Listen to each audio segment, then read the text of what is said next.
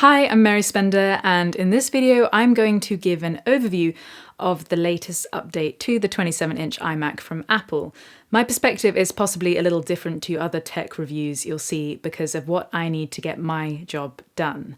I definitely need something beyond an entry-level machine, but I currently don't need something super spec'd out like the Mac Pro either. However, this is way more than a happy medium. Apple and I go way back to this. I'm guilty of straying from the path, but there are many reasons why I'm solely an Apple user and will continue to be from now on. First things first, this isn't sponsored, this is my honest opinion, and I'm pretty excited to say that Apple gave me early access to this new iMac to test out, provide them feedback, and I got to participate as a special guest voice for the launch, alongside some other incredible creators at the beginning of their careers too. I need something that'll grow alongside me as I continue to gain more experience as a music producer and video editor, and as I upgrade my cameras and studio gear. Like most people now, I'm continuously learning how to better my craft via online videos. I essentially just want my tech to work for what I want to get finished and out in the world. You know, like this video that has been edited on a spectacular updated machine. It's pretty exciting to have faith in your investment when it comes to something like this. I don't want my creativity to be limited by the tools of my trade. So the specs are great for this machine and definitely reach a pro standard. We'll get onto those later. But let's start with my 4 favorite features that have changed: the display, the camera, the microphone, and the speakers. The Nano-texture glass display, I bring this up first because this is the main physical difference for this update. Now, I haven't been in contact with the Pro Display XDR that this has already been on, but my God, does it make a difference in my studio. It helps with all the different lighting environments I have going on in just this one room. I have a huge westerly facing window that lets a lot of light pour in, particularly in the afternoon. Then I have my decorative fairy lights and then my LED studio lights. There's just a lot going on in here, and the Nano-texture glass gives it a matte look that really helps reduce glare. It also means I'll actually be able to film my screen. I've done that a lot whilst working away on music or video projects, and sometimes I just want to capture my process informally on Instagram and other platforms, but before you'd see my reflection. Now it's so matte, you might not be able to tell I'm even filming a screen.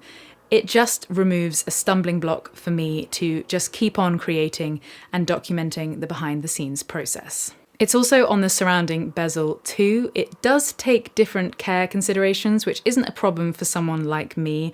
I don't have kids running around, but something that if you're using this as a family computer, you might need to think about. They suggest simply using the special cloth they provide. Don't go spraying any chemicals on this 5K P3 display with True Tone, which matches ambient light so the images you see appear more natural. There are 500 nits of brightness, 14.7 million pixels, 1 billion colors. It's a feast for the eyes, but doesn't tire me out.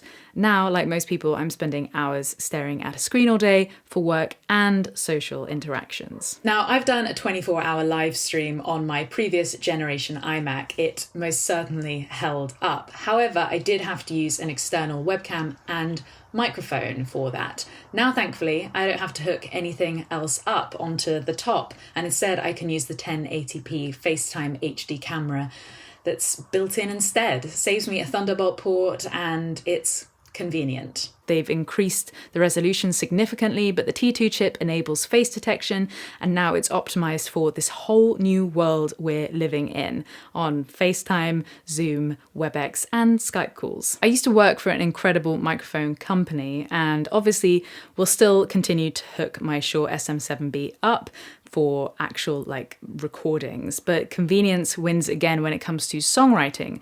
Voice memos play a huge part in that for me, and I can now just sit at my desk and use the studio quality 3-mic array, aka the inbuilt microphone, and just record without the hassle of hooking anything else up. You can have Chicago back just for a little while, just for a little while, just for a little while. But where are the microphones? There are two on the chin, which are so tiny you can't even see them, and then one on the back, which is more for echo and noise cancellation.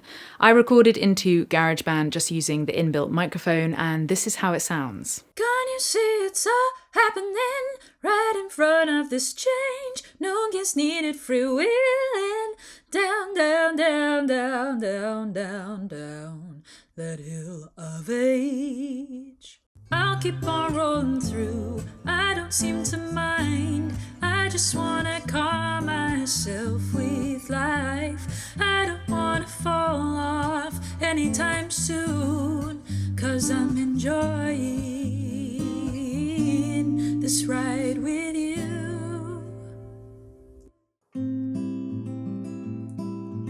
Out across the water, you chose to live alone. Keep yourself busy, you can't be caught by phone. Your mind entertains you, no friends to ever leave. Waves crash around you, no time to feel lonely.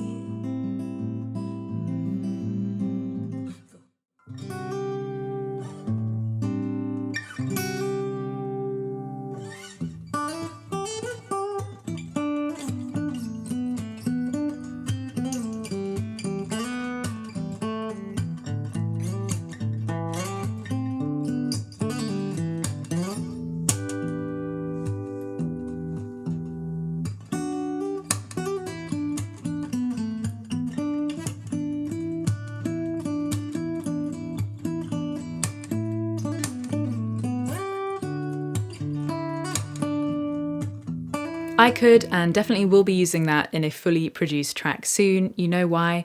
Because I can. I know I have my awesome studio monitors, which I obviously mix on and use the majority of the time, but blimey, the speakers are good on this. The T2 chip enables a variable EQ and an enhanced bass response, so it should all just sound balanced no matter the volume. Also, if you are a budding producer, then remember to listen to your mixes away from your monitors. Remember to listen on your phone and, of course, the inbuilt speakers on a desktop. This new iMac offers up to 10-core Intel, yes, still Intel, Core i9 processor to allow for heavy tasks like piling on plugins on audio tracks. Supposedly it can handle 65% more amp designer plugins. I need to start writing a track to really push that to the max, so hold that thought. But then for video work in Final Cut Pro, it'll be even faster to render, transcode and export, paired with the updated graphics capabilities, so 30% faster timeline rendering. That's definitely fast enough for me, and it's just making me realize I have no excuse not to be creating a huge amount of content. Then the memory can now be configured to double the capacity of the previous generation. I've got 32 gigabytes on my current iMac and 16 on my MacBook Pro. This can go up to 128, which is just mind-blowing. No more Fusion drives, only SSD storage is now available as the standard on all iMac models, which is great news. Does 8 terabytes sound like enough? Yeah, that should do me for handling my 4K video files. The read and write speeds are obviously astoundingly fast too. I will obviously still be continuing to back up my backups with backups using external hard drives. Okay, same ports as my previous iMac. I could always do with more Thunderbolt just as more of my audio interfaces and external hard drives use USB-C, but hey now, I'm not using external webcams and microphones. I'm not going to have to be reaching around the back so much. Also, I'm pretty swift at slotting in the memory card without looking now too, so proud of that skill. I will always love the all-in-one form factor of the iMac, and just another benefit is that it definitely saves space in a very small home studio. But it's definitely enough screen real estate for me to do multiple things at once. I obviously need more time with this iMac and really can't wait to test it out and see its full potential. I'm continuously challenging myself to be more adventurous with my content, i.e. that 24-hour live stream, and I just need something that will handle 4K, multicam files, high-res audio and lots of screen recordings for upcoming video ideas. So That's my overview of this new update. I would love to hear what you think about this week's news, and also tell me what you're dreaming of creating in the comments below. Is there anything that you wished you had this to work on? So don't forget to subscribe, and I'll see you very, very soon.